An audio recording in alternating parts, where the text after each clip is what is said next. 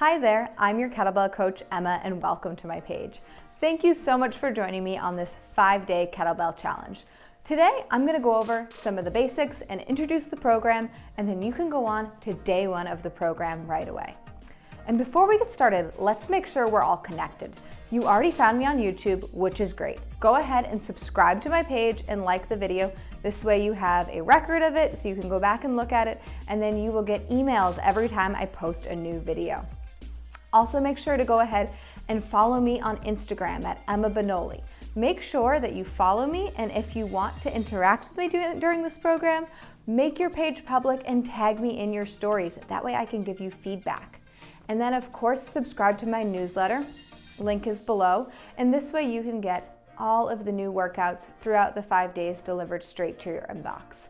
Without further ado, let's get on to what we're actually gonna do in this program. So as you know, it's 5 days of workouts. They are going to be given to you on 5 consecutive days, and the intention is that you can do them 5 days in a row.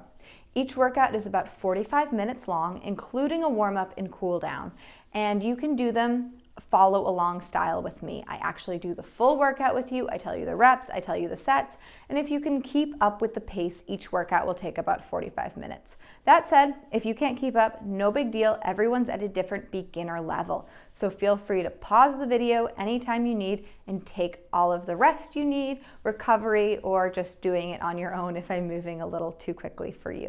But I do think it's paced pretty appropriately if you pick the right weight to be able to do it in 45 minutes. So that brings me to another important item on the to-do list, which is the weight you're going to use. You need 2 kettlebells for this program. One that you can hold and squat with so that you can move up and down while holding it in your hands, and one that you can press overhead. So those weights are going to be different for everyone. I use anything from an 18 to 25 pound when I'm demonstrating for the upper body stuff, the lighter weight, to 25 to 45 pounds for the lower body. These weights are all lighter than I would pick if I were doing these workouts myself, but I need to talk and move. So don't just go off of the weight I'm holding and the one I picked. Pick the weight that is right for you to be able to achieve the number of reps I tell you. Usually we're doing 5 to 10. You want to be able to do 5 to 10 with the upper body exercises and 10 to 15 with the lower body exercises. So pick weights that are going to let you do that. And hopefully you already have a few available to you. We also want to go over all the different ways in which you can utilize this program going forward because it's progressive. So we have 5 workouts. Maybe it's too much for you to do in 1 week. If that's the case, I would say do 3 workouts 1 week, repeat one of the workouts from the last week, and 2 additional workouts the following week. And then we have a A week and a B week. And you can cycle through those A and B weeks for a month. So you do each workout 2 or 3 times, and then you have a really strong foundation to keep moving forward from. So what are you going to learn in this program? During the 5 days, I'm going to teach you all of the foundation, the fundamental movement patterns that you need to build a strong foundation.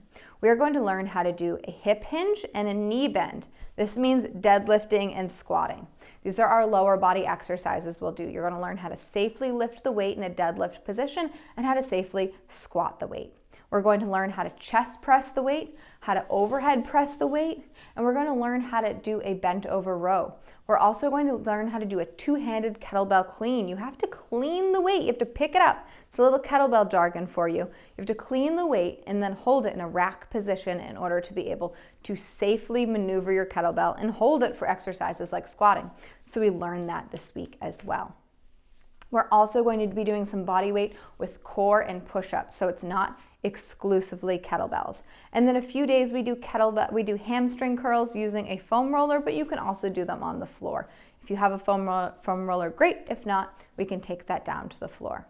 So once you make it through the 5 days of workouts, I really encourage you to stick with these movements. The best thing you can do is build a super strong foundation of hinging and squatting to be able to then move on from these what we call grinding kettlebell movements. These are pretty much all grinding except for the goblet clean.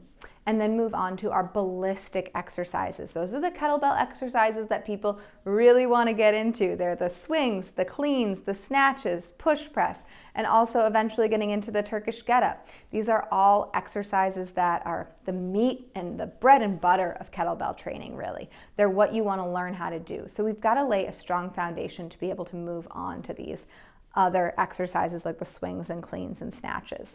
Now, the way I'm teaching you how to start moving here is the way I teach all of my clients. It's the same formula I use across the board.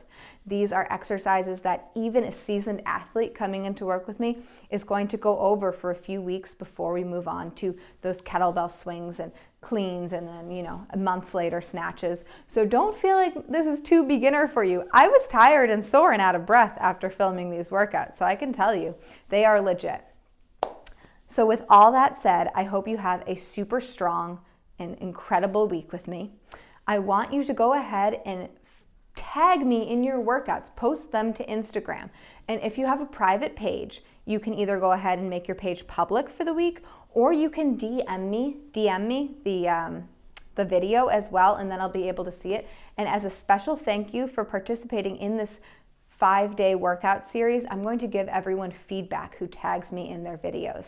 I never give free feedback, so this is a really big deal, guys. It's your one way to be able to interact with me and actually get that feedback for participating in my programs. So if you tag me in a video, I'll give everyone one piece of feedback a day. So feedback on one movement per day that you participate in the challenge. Even if you're not doing it in real time, if you find this later on, still tag me and I will give you that feedback, because I love to help people. And then of course, if you loved the program, you can keep going with me. You can download my free ebook at emmabfit.com, and that is a complete beginner guide to kettlebells. We go over all of these exercises and a few others, and I have a written program you can follow for a month, so that's pretty cool. And then I run the She Beast program, which will start again on January 16th, I believe, and we have a wait list up for that on emmabfit.com, where you can join a group of women and learn what we start week 1 with what we're doing here, and then you learn all of those kettlebell exercises that I know you're dying to try. The swing, the clean, the push press, the snatch. We learn the Turkish get-up inside and out. You graduate from that program with an arsenal of kettlebell exercises and skills that you can use for your whole life. So that was a little long-winded, but I wanted to cover everything you need to know for doing this program. One more thing, there's always one more thing. I want to make sure that you move safely through this program. So if you are going about it and you realize something doesn't feel right, something hurts immediately, that is your body's signal to stop.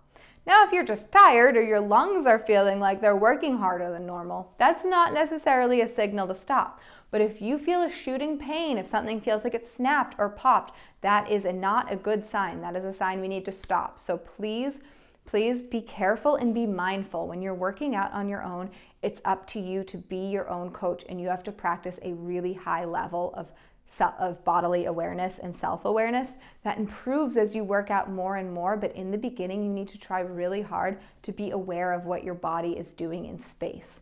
So I recommend taking videos of yourself. Don't watch the video when it's happening. Just do the exercise, take the video, and then pause everything. Watch your video, say, do I look like Emma more or less? Does my form look good? Are all of my joints doing what they're supposed to be doing? You can be your own coach that way by filming yourself, or you could film yourself and watch it after the whole workout, and then you have some homework to go back and improve on during the next day. I hope you have a fantastic time following along with this program. I am obsessed with it. I actually really enjoyed filming it, and I think it's a great educational resource while getting a great workout.